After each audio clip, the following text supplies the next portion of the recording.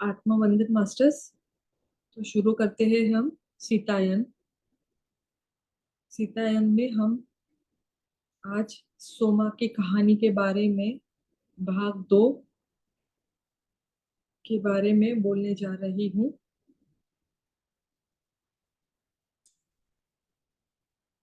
उन अंतिम वर्षों को निकालने में इससे मुझे बहुत मदद मिली। सोमा ने फिर से अपनी आंखें बंद की और कहानी शुरू की। रावण के सेनापतियों के मारे जाने से पंचवटी में मा, माहौल तनावपूर्ण हो गया। माता ने वन प्राणियों, पौधों और वर्षा के माध्यम से प्रकृति में कई व्यवधान महसूस किए। परिवर्तन बे, बेमौसमी था। इन व्यवधानों से उन्हें प्राकृतिक संसार तक पहुंच बनाने में कठिनाई हुई। जो पक्षी आमतौर पर आमतौर पर उनके इर्द गिर्द घूमते थे, अब छिपे रहते थे। पहले अब वह नदी में स्नान करती थी। मछलियां उनके हाथ में आ जाती थी, लेकिन अब ज्यादातर वे नदारत थी। गोदावरी देवी से इसका कारण पूछने पर नदी ने बताया कि रावण के आदमी फिर से नदियों को सुखा देने की धमकी दे रहे थे और नदी के जीव भी वन प्राणियों की तरह भयभीत हो गए थे। डर ने पूरे क्षेत्र को अपनी गिरफ्त में ले लिया था। माता समझ नहीं पा रही थी कि ऐसी स्थिति में वह कैसे मदद कर सकती है। और तभी रावण की बहन शूर्पणखा आ गई। माता को नहीं पता था कि मुश्किलें बढ़ने के लिए रावण ने शूर्पणखा को भेजा था या वह अपनी मर्जी से आई थी। कारण जो भी हो, पंचवटी में उसके आगमन ने कई आश्रमों में विवाद उत्पन्न कर दिया था, क्योंकि वह एक सुंदर रूप धारण करती थी और अपने आकर्षण और छलावे से युवकों को बहका लेती थी। कुछ आश्रमों में जाने पर माता और श्री राम के सुनने में आया कि अत्यंत होनहार शिष्यों को एक आकर्षित स्त्री द्वारा बहकाया गया, जो बाद में उन्हें दुख में छोड़कर चली जाती थी। इन कहानियों ने लक्ष्मण को बेचैन कर दिया और उनकी नींद उड़ गई थी। अपनी पुत्री अपनी पूरी यात्रा में उन्होंने एक नियम विकसित कर लिया था, जिसके तहत लक्ष्मण रात भर जागते और पहरे देते थे। श्री राम और माता भोर होते ही जाग जाते थे और उस समय लक्ष्मण कुटिया में आराम करने जाते थे और वे दोनों स्नान और ध्यान करते थे। और फिर माता सुबह का भोजन तैयार करती थी। लक्ष्मण को अधिक नींद की जरूरत नहीं थी, केवल कुछ घंटे। लेकिन पंचवटी पहुंचने के बाद से वह शायद ही सोए थे, जिसका असर उनके विवेक पर पड़ने लगा था। इसका माता के दिल पर भारी बोझ था। उन्होंने हर तरह के उपाय किए, लेकिन कोई फायदा नहीं हुआ। एक सुबह एक प्रबल इरादे के साथ उठी कि नदी की दूसरी ओर उन्हें सही पौधा मिलेगा, जो उसकी झोपड़ी से कुछ ही दूर पर था। सुबह के भोजन के बाद जब लक्ष्मण सोने की कोशिश कर रहे थे और श्री राम पास के एक गांव की देखभाल के कार्य से गए थे, उन्होंने अकेली ही जाने का फैसला किया। उन्होंने सोचा कि दूरी बहुत अधिक नहीं है और वह बहुत आगे नहीं जाएगी। माता नदी के पास पहुंची और सोचने लगी कि उसे पार कैसे करें। तभी उसकी बेटी गोदावरी एक स्थान की ओर इशारा किया, जहां उनके चलने लायक पर्याप्त उथलापन था। उन्होंने नदी पर पार करके पौधे की तलाश शुरू की।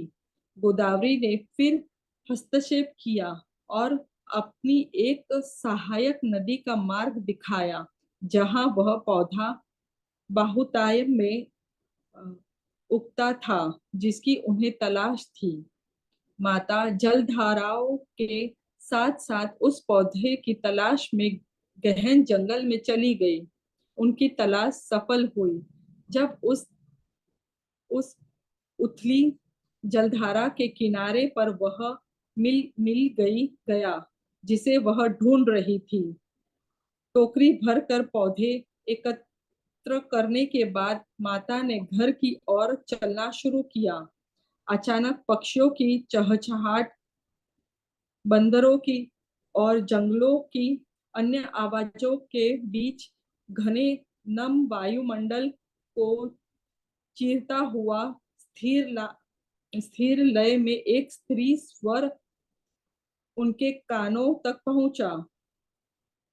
मंत्र जाप की ध्वनि में एक लालसा, लगभग दर्द भरा रुदन था, जिसने माता को पुकारा।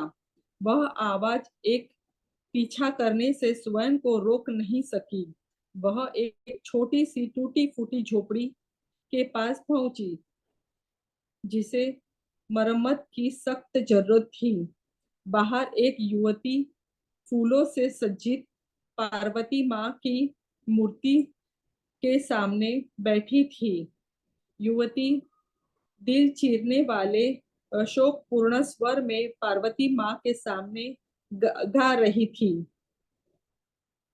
उदासी में बुनी पार्वती आवाज इतनी दर्द भरी थी कि सीता की आंखों में आंसू आ गए।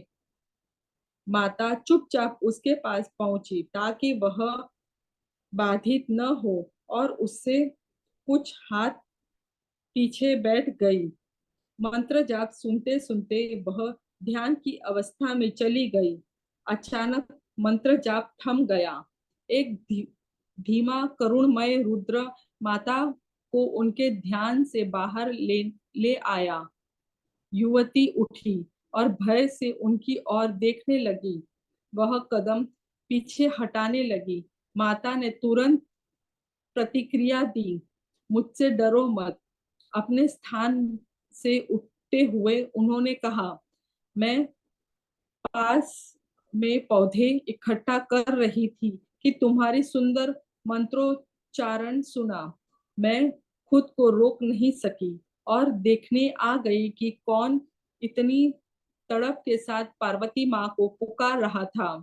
अब माता उसे देख पा रही थी। उसका रूप अस्त व्यस्त था।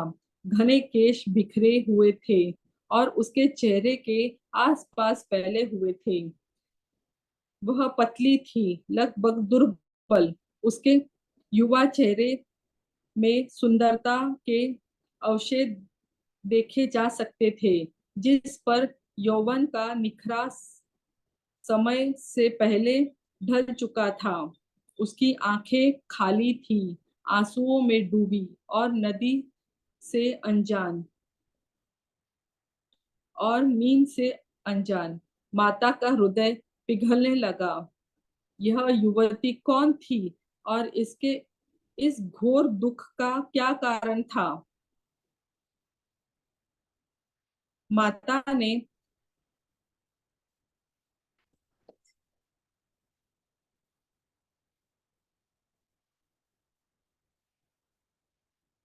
माता का हृदय पिघलने लगा।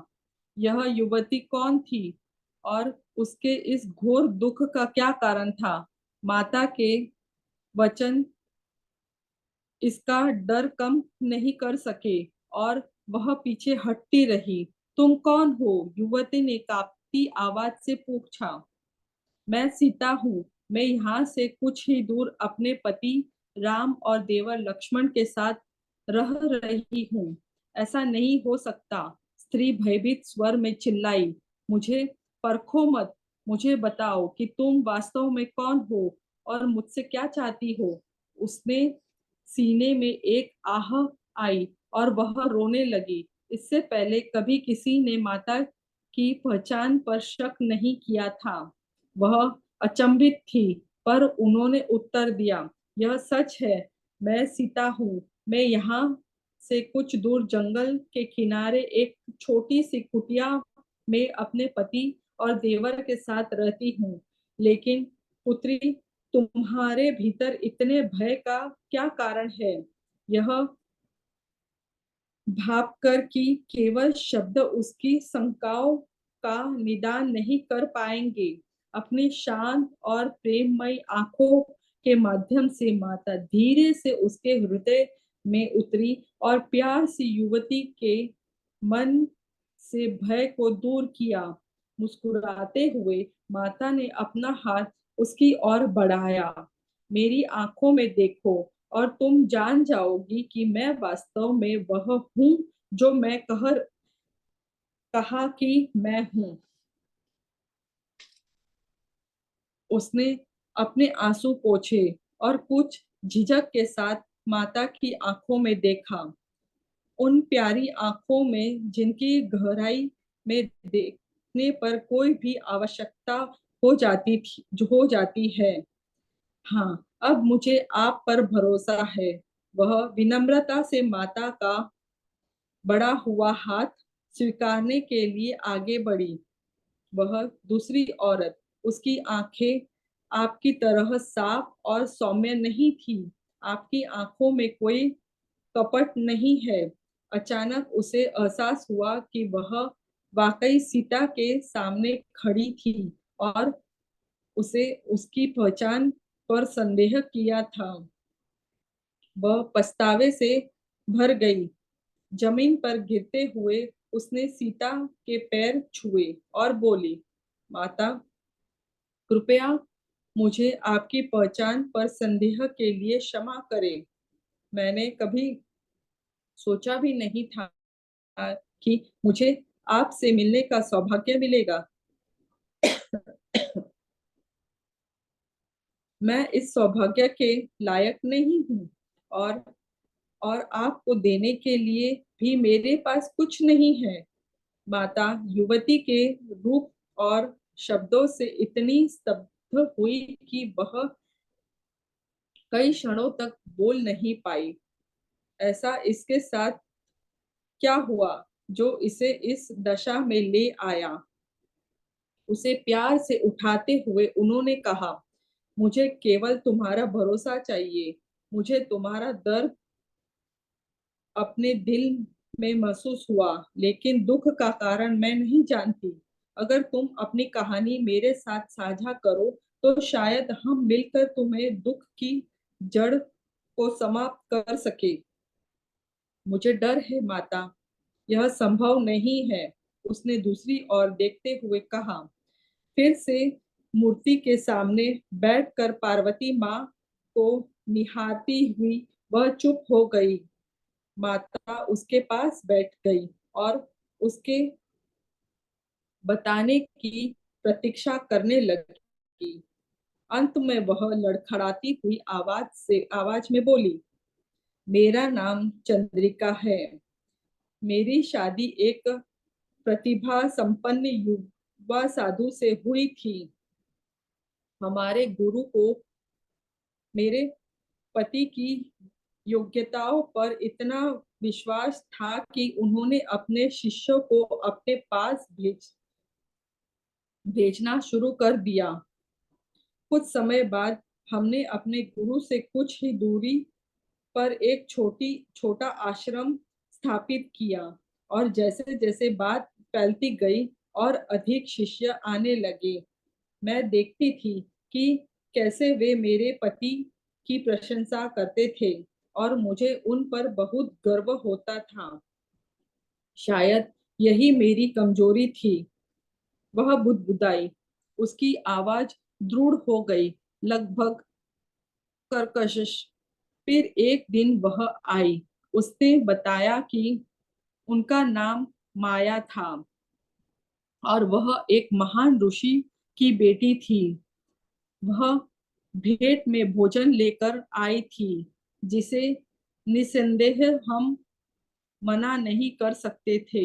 वह आकर्षक और बेहद चतुर थी।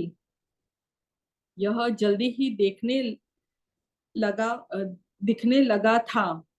वह जहां भी जाती एक बहुत मोहक गंध उसका पीछा करती, जो शिष्यों के को उसकी ओर आकर्षित करती और वे उसकी हर इच्छा को पूरा करने के लिए लालायित रहते।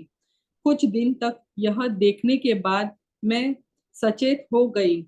मैं उसकी सुंदरता के पीछे फीती पीपी बनावटी हंसी को देख सकती थी, क्योंकि इस अनजान शक्ति से उसने आश्रम में सभी को जीत लिया था।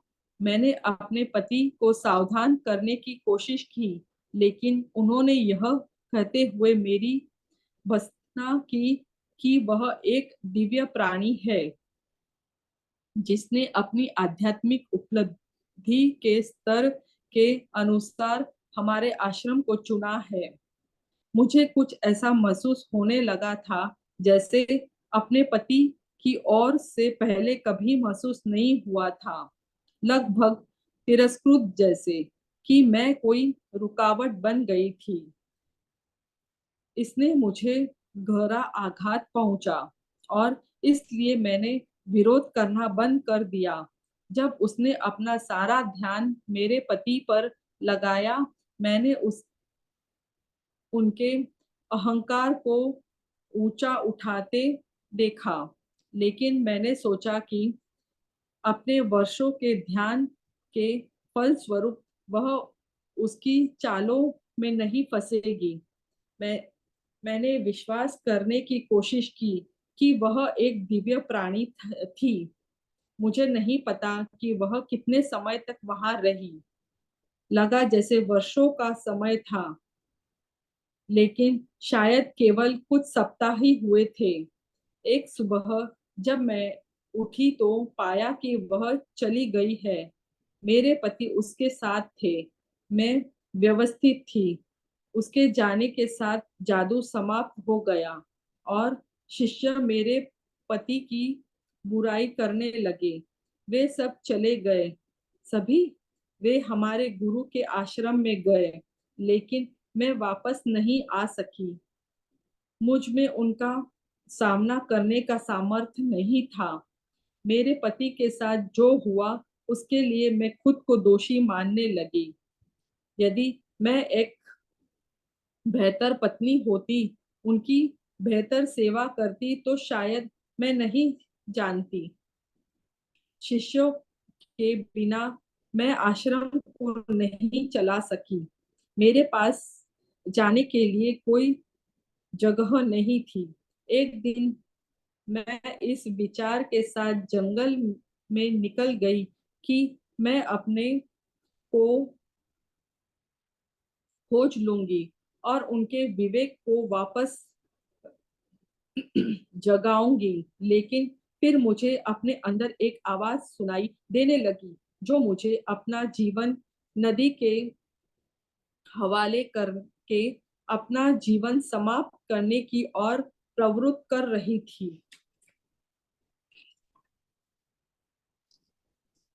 अंत में उस अप, अपमानजनक आवाज का प्रतिरोध करने में समर्थ मैं नदी के किनारे पर गई और खुद को बहते पानी के हवाले करने ही वाली थी कि मुझे एक और आवाज सुनाई दी, जो मुझे वापस जीवन की ओर खींच रही थी। मैं जानती थी कि यह पार्वती माँ है। वही थी जिन्होंने मुझे बचाया और यहाँ का मार्ग दिखाया, ताकि उस कुटिया में रहकर अपना जीवन आध्यात्मिक गतिविधियों के लिए समर्पित कर सकूं। उन्होंने ही मेरी जान बचाई। अब मैं कुछ भी है, यही है। अब जो कुछ भी है, यही है। चंद्रिका की आंखें फिर भीग गई और माता की आंखों में भी पानी आ गया। वे एक परि त्यक पत्नी की पीड़ा, परित्याग, अपमान के दर्द से दुखी हुई।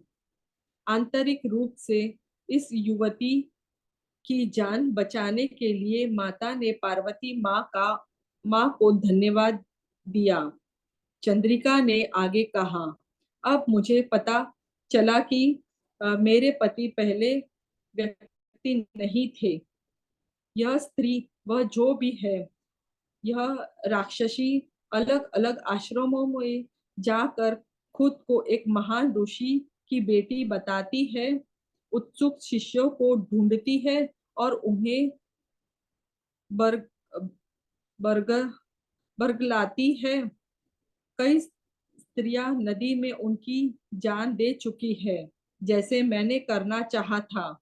पार्वती माँ ने मुझे क्यों बचाया मैं नहीं जानती। इसके बाद वह चुप हो गई। माता कुछ नहीं बोली ताकि चंद्रिका के दुख का बोझ कुछ हल्का हो जाए। अंत में उन्होंने पूछा, और इसलिए तुम यहाँ अकेली रहती हो?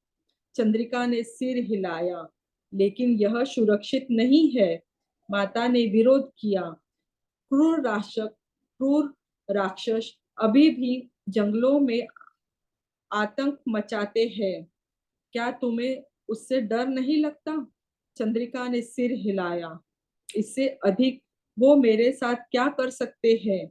मैं वह सब खो चुकी हूँ जो मुझे प्रिय था। तुम्हारे पति का क्या हुआ? मुझे नहीं पता। मुझे नहीं पता कि वह मृत है या जीवित। उसका स्वर भावविहित था। मैं उन्हें खोजने का प्रयास करूंगी। इससे पहले माता अपनी बात समाप्त करती, चंद्रिका ने सिर हिलाया। मुझे क्षमा करें माता। आप मुझे जो भी मार्ग दिखाएगी, मैं उसका अनुसरण करने की कोशिश करूंगी। लेकिन मेरी आपसे प्रार्थना है, मुझे उसके पास लौटने के लिए न कहे। अपने सम्मान की खातिर मैं उनके पास कभी नहीं लौट सकती, और उनसे मुझे दुख होता है, क्योंकि उनके अहंकार और मेरे तिरस्कार के बावजूद मैं अब भी उनसे प्यार करती हूँ। माता समझ गई, लेकिन उनका मन अब भी जोड़े एक जोड़े के एक होने के विचार पर ही था। आप क्या करती माता? चंद्रिका ने अपनी आंखें सीता की ओर उठाकर विनम्रता पूर्वक पूछा। आप जो हम सभी की मार्गदर्शक है, अपने निस्वार्थ प्रेम के साथ साथ आप एक महान स्त्री की गरिमा के रूप में भी प्रशंसनीय और सम्मानीय है। आप क्या करती यदि आप खुद को मेरी स्थिति में पाती? माता इस प्रश्न पर स्तब्ध रह गई, और उन्होंने तुरंत कोई जवाब नहीं दिया। वह ऐसी घटना की कल्पना भी नहीं कर सकती थी। यह अकल्पनीय था कि उसके प्रिय पति राम जैसे प्रलोभनों के वशीभूत हो जाए। वह राम जो धर्म के जीवंत उदाहरण थे, जो किसी के तिरस्कार से परे थे, लेकिन उन्हें चंद्रिका के हृदय का दर्द महसूस हुआ, और केवल विश्वासघात और क्षति ही नहीं, बल्कि उसकी गरिमा को लगी ठेस, पति द्वारा तिरस्कार, शिष्यों और उसके गुरु द्वारा त्यागे जाने की पीड़ा का भी एहसास हुआ। एक ऐसी स्त्री जिसने कभी पूरे आश्रम द्वारा सम्मान प्राप्त किया होगा, उसे इस प्रकार अधोगति में देखकर सीता को दुख हुआ। मैं ऐसी किसी परिस्थिति की कल्पना नहीं कर सकती जो मेरे पति के प्रति मेरे प्रेम को कम करे, लेकिन मेरे लिए ऐसी कोई स्थिति भी सहनीय नहीं है जो मेरी गरिमा को क्षण क्षण करे। बहुत छोटी उम्र से मेरे पिता महाराज जनक ने सिखाया कि एक स्त्री को अपनी गरिमा, अपना स्वाभिमान हर कीमत पर बरकरार रखना चाहिए। वास्तव में यह सभी मनुष्यों पर लागू होता है। हमारे साथ चाहे कुछ भी हो जाए, हमें अपना स्वाभिमान बनाए रखना चाहिए। चाहे तुम आश्रम में वापस लौटो या नहीं, चाहे तुम पति से तुम्हारा मिलाप हो या नहीं, यह तुम्हारे आत्मविश्वास और खुद पर विश्वास को पुनः प्राप्त करने से अधिक महत्वपूर्ण नहीं है। माता ने युवती के हाथ पर हाथ रखा और कहा, तुम एक साहसी और नेक स्त्री हो और मैं तुम्हारी साहस का सराहना करती हूँ। तुमने कुछ गलत नहीं किया है। स्वयं को निम्न मत समझो, क्योंकि ऐसा करने से तुम सभी स्त्रियों का अपमान करती हो। हम सभी को एक दूसरे के लिए मिसाल बनने का प्रयास करना चाहिए। मैं ही नहीं हूँ जो आदर्श हूँ, मैं बस अपने हिस्सों का कार्य करना चाहती हूँ। हम में से प्रत्येक को एक उदाहरण बनना चाहिए।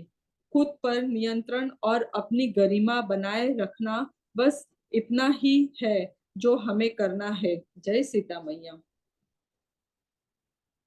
Thank you masters.